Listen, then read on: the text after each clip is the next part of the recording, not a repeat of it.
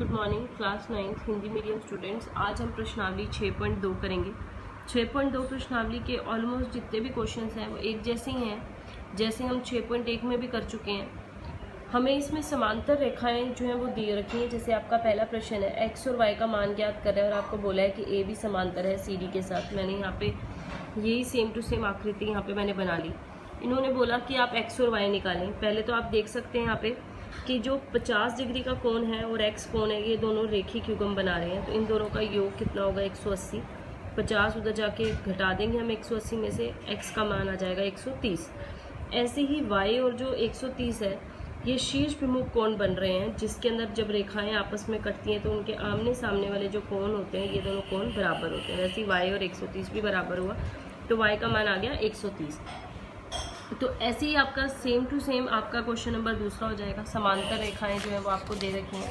प्रश्न नंबर जो तीसरा है आपका, प्रश्न तीसरा आकृति दे रखी है, आपको बोला है ए बी सी डी के साथ समांतर है और जो ई एफ है वो यहाँ पे लंब बना रही है सी डी के ऊपर, और जी ई डी जो कोण है वो 126 डिग्री का दे रखा है और बाकी के ये तीन कोण हमने निकालने हैं। तो देखिए यही आकृति मैंने यहाँ पे अपनी कॉपी पे बना ली और आपको जो कुछ दे रखा था वो लिख दिया। अब आप आगे देख सकते हैं, क्योंकि हमें ये जी डी पूरा कोण 126 डिग्री का दे रखा है और ये भी बोला है कि ई एफ लंब बना रहा है सी डी पे, तो ये 90 डिग्री का कोण हुआ। तो मैंने ये इस पूरे को लिख दिया कि इसके अंदर दो कोण आ रहे हैं जी हुआ। तो मैंने ये इस पूरे को लिख दिया कि इसके अंदर दो कोण आ रहे हैं जी ई एफ और एफ ई डी।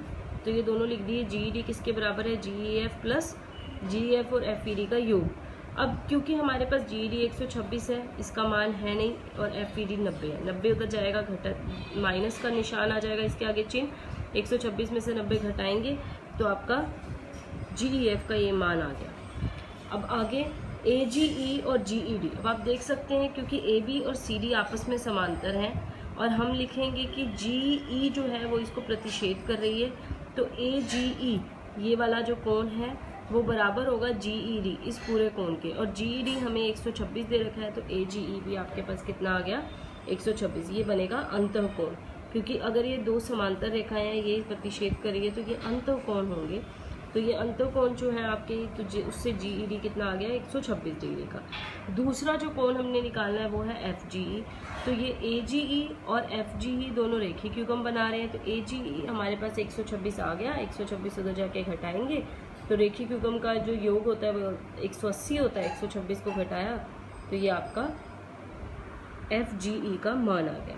इसी तरीके से आपका अगला जो प्रश्न जो मैंने यहाँ पे अगला जो लिखा है वो है पांचवा जो प्रश्न है उसमें आपको दे रखा है ए बी समांतर है सी डी के साथ और आपको ये वाला कोण 50 डिग्री का बोला है ए पी क्यू, और पी आर डी ये 127 डिग्री का एक्स और वाई का मान ज्ञात करना।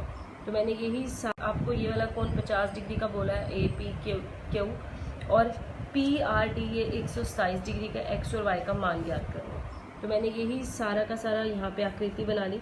अब आप देख सकते हैं कि ए बी और सी डी अगर हमें क्वेश्चन में दे रखा है प्रश्न में कि ये दोनों आपस में समांतर हैं, तो हमने यहाँ पे लिख दिया कि जो आपकी पी क्यू है वो प्रतिच्छेद कर रही है, तो 50 और एक्स ये अंतःकोण बनेंगे तो एक्स का मान आ गया 50।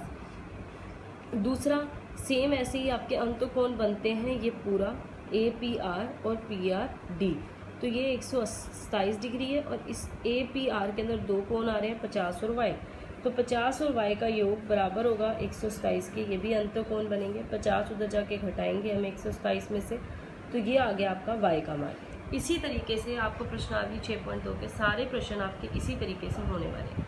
Thank you students.